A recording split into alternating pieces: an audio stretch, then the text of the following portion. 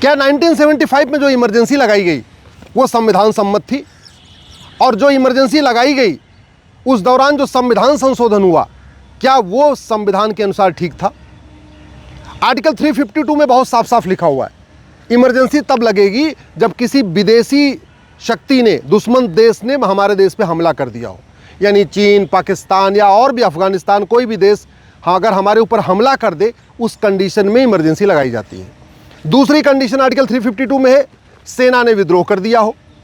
तीसरी कंडीशन है, कोई राष्ट्रीय आपदा आ गई हो, पूरे देश में भूकंप आ गया हो, पूरे देश में सुनामी आ गई हो, पूरे देश में बाढ़ आ गई हो। तो जून 75 में जब भारत में इमरजेंसी लगाई गई थी, इसमें से कौन सी कंडीशन थी? न किसी दुश्मन देश ने हमला किया था, न भारत की सेना ने विद्रोह किया था, न कोई राष्ट्रीय आपदा आई थी, तो फिर इमरजेंसी जायज़ कैसे हो गई? और अगर इमरजेंसी जायज़ नहीं है तो इमरजेंसी के दौरान किया गया कार्य जायज़ कैसे हो सकता है?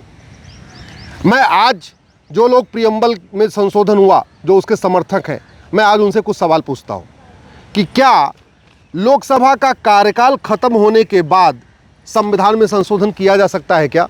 मैं इसलिए पूछ रहा हूं क्योंकि लोकसभा का कार्यकाल मार्च 76 में ख़त्म हुआ था और जो संविधान संशोधन हुआ था वो नवंबर 76 में हुआ था। दूसरा, क्या जो लोकसभा का कार्यकाल 1 साल बढ़ाया गया वो केवल इमरजेंसी रिक्वायरमेंट के लिए था या संविधान संशोधन के लिए था?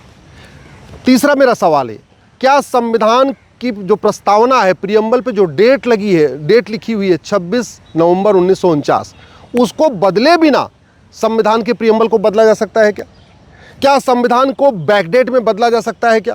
क्योंकि संविधान का प्रियम्बल बदला गया 76 में और डेट पड़ी हुई है 1949 की, तो बिना डेट बदले इसको संविधान संशोधन कर सकते हैं क्या? और अगर सोशलिस्ट और सेकुलर जोड़ सकते हैं तो क्या इसमें कम्युनिज्म भी जोड़ सकते हैं? क्या इसमें कैपिटलिज्म भी जोड़ सकते हैं? क्या इसमें हिंदू राष्ट्र भी जोड़ सकते हैं? क्या सोशलिस्ट सेकुलर जोड़ सकते हैं तो डेमोक्रेसी निकाल सकते हैं क्या? मैं इसलिए पूछ रहा हूँ कि अगर संविधान के प्रियम्बल में अगर कुछ जोड़ने का अधिकार मिल गया है सरकार को, फिर तो घटाने का भी अधिकार मिल गया। इसका मतलब अगर सोशलिस्ट सेकुलर जोड़ा जा सकता है तो संविधान के प्रियम्बल से डेमोक्रेसी निकाला जा सकता है, संविधान के प्रियम्बल में और जो सोशल जस्टिस है उसको निकाला जा सकता है, संविधान के प्रियम्बल में इक्वल अपॉर्चुनिटी लिखा हुआ है उसको भी निकाला जा सकता है। अगर कुछ जोड़ सकते हैं तो कुछ घटा भी सकते हैं। सच्चाई तो ये है कि ये जो इमरजेंसी लगाई गई वो भी पूरी तरीके संविधान के खिलाफ थी, और जो संविधान का प्रियम्बल बदला गया वो तो पूरी तरीके से सबसे बड़ा कॉन्स्टिट्यूशनल फ्रॉड था। इससे बड़ा कोई फ्रॉड तो हो ही नहीं सकता। सारी की सारी मीडिया साइलेंट है, अखबारों का बिजली पानी का कनेक्शन कटा हुआ है। संविधान में जब कोई संशोधन होता है तो पूरे देश में चर्चा होती है। चर्चा करने के लिए कोई माध्यम नहीं था, एक इकलौता दूरदर्शन था, वो सरकार के कंट्रोल में था, उस पर कोई चर्चा ही नहीं हो रही थी। और अखबारों के बिजली पानी का कनेक्शन कटा हुआ था तो उस पर कोई चर्चा, वहाँ कोई आर्टिकल वगैरह लिख ही नहीं सकते थे। संविधान में जब संशोधन करना होता है तो सत्ता और विपक्ष दोनों मिलकर चर्चा करते हैं।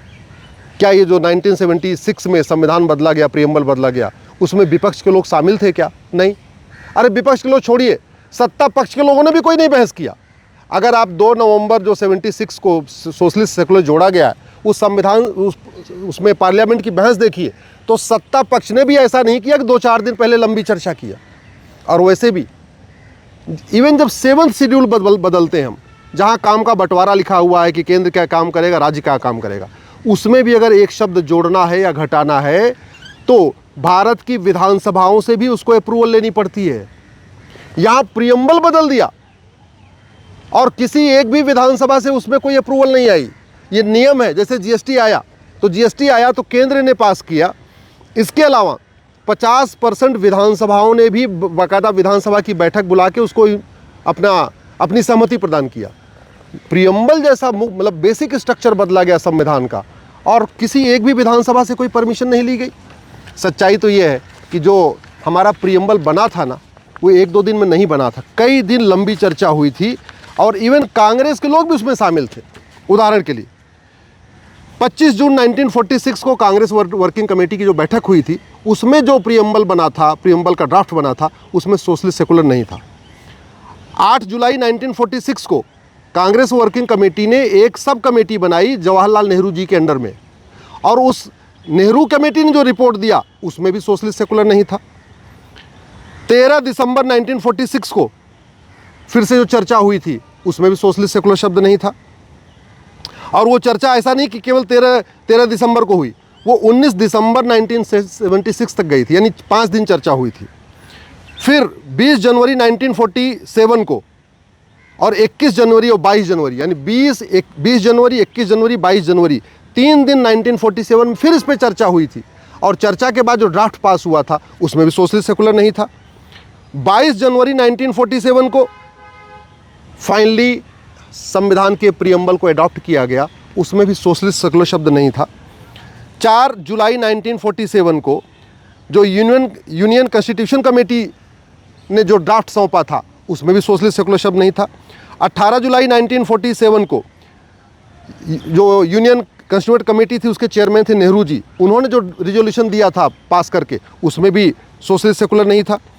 इसी तरीके से 15 नवंबर 1948 को प्रोफेसर के.टी. शाह साहब ने एक प्रस्ताव पेश किया पार्लियामेंट में संविधान सभा के सामने, और उन्होंने कहा कि आर्टिकल 1 में सोशलिस्ट सेकुलर और फेडरल शब्द जोड़ दिया जाए। मतलब इसके पहले चर्चा हुई लगातार, उसमें कहीं सोशलिस्ट सेकुलर कहीं आया नहीं, आया भी रिजेक्ट किया गया।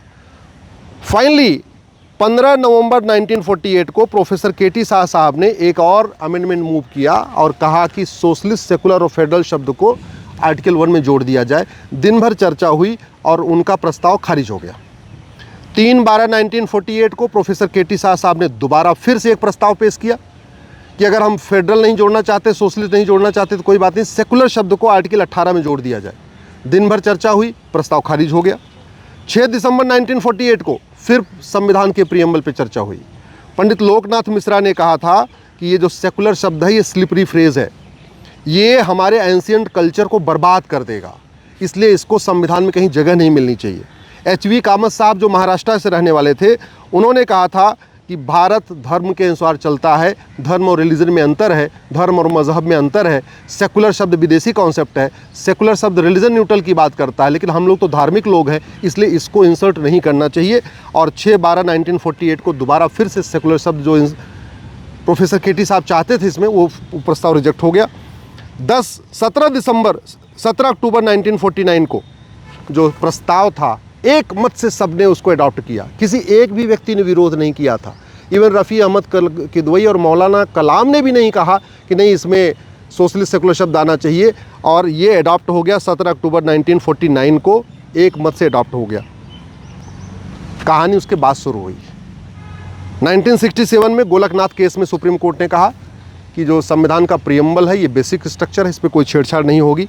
लेकिन जैसे ही 1971 में इंदिरा गांधी को 352 सीट मिली, उसके बाद तुरंत ही उन्होंने नवंबर 71 में 24वां संशोधन किया संविधान का, और गोलकनाथ केस का फैसला पलट दिया।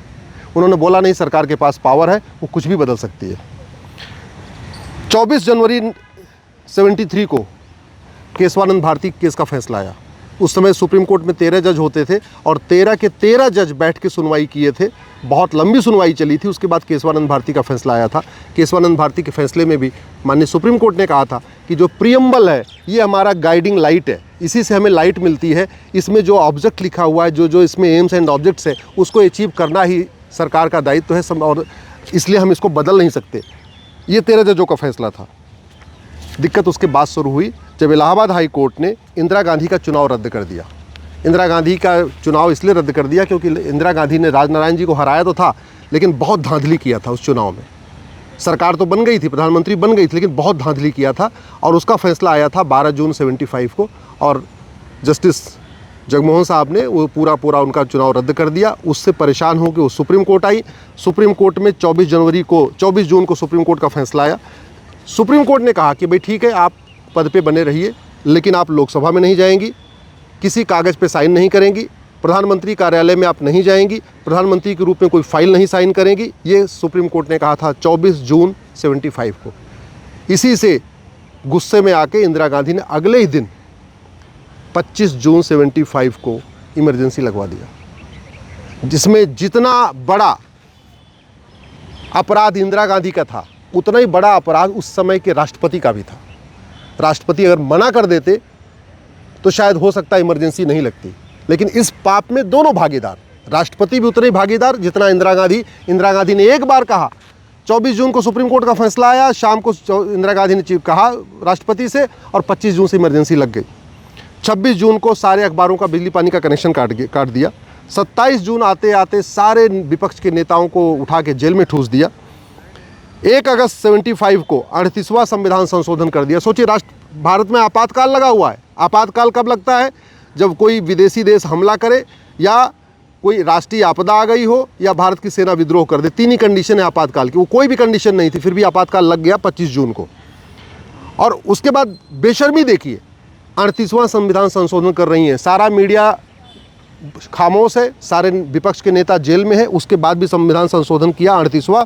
और क्या कह दिया कि जो इमरजेंसी लगी है इसको सुप्रीम कोर्ट रिव्यू नहीं कर सकता। 10 अगस्त को, उसके एक हफ्ते के बाद 39वां संविधान संशोधन किया, और संविधान संशोधन करके इलाहाबाद हाईकोर्ट के फैसले को पलट दिया और ये कहा कि प्रधानमंत्री के खिलाफ इलेक्शन पिटीशन फाइल ही नहीं हो सकती। 18 मार्च 76 को लोकसभा का टेन्योर खत्म हो गया। लोकसभा का टेन्योर खत्म मतलब विल ऑफ द पीपल खत्म। अब तो इसके बाद कुछ भी नहीं हो सकता है, लेकिन उसके बावजूद उन्होंने संविधान संशोधन जारी रखा। 27 मई को 76 को उन्होंने 40वां संविधान संशोधन किया, उसमें शेड्यूल 9 को बदल दिया। 7 सितंबर 76 को उन्होंने 41वां संविधान संशोधन किया, और उसमें ये लिखा कि प्रधानमंत्री रिटायर भी हो जाए, अपने पद से मुक्त हो जाएं, तो भी उनके खिलाफ कोई केस नहीं हो सकता, FIR नहीं हो सकता। ये काम उन्होंने क्यों किया था? उनको पता था कि शायद अगली बार मेरी सरकार नहीं आएगी, दूसरी सरकार आएगी तो इमरजेंसी लागू करने के आरोप में मुझे जेल भेजा जा सकता है, इसलिए उससे बचने के लिए उन्होंने पहले उसका इंतजाम कर दिया, 41वां संविधान संशोधन कर दिया। और 2 नवंबर को 76 को उन्होंने 42वां संविधान संशोधन कर दिया। इसलिए मैं कहता हूँ सबसे बड़ा कॉन्स्टिट्यूशनल फ्रॉड हुआ है। इमरजेंसी लगाई नहीं जा सकती, फिर भी लगाई गई। इमरजेंसी के दौरान कोई काम नहीं हो सकता, कानून नहीं बन सकता, संविधान बदलना तो बहुत बाद की बात है, फिर भी संविधान संशोधन हुआ। इतना बड़ा फ्रॉड। संविधान संशोधन हुआ प्रीएम्बल में 76 में, और डेट क्या पड़ी हुई है 1949 की। इससे बड़ा कोई फ्रॉड नहीं हो सकता। इसलिए मैं माननीय सुप्रीम कोर्ट और सरकार से, दोनों से निवेदन करता हूं, इस मामले को गंभीरता के साथ चिंतन करें, संसद में इस पर गंभीरता के साथ चर्चा हो, और जो ओरिजिनल प्रीएम्बल है उसको रिस्टोर किया जाए। ये आपातकाल के दौरान जो बदला गया है संविधान, ये प्रीएम्बल बदला गया है, इसको ख़त्म करें और ओरिजिनल प्रीएम्बल को रिस्टोर करें।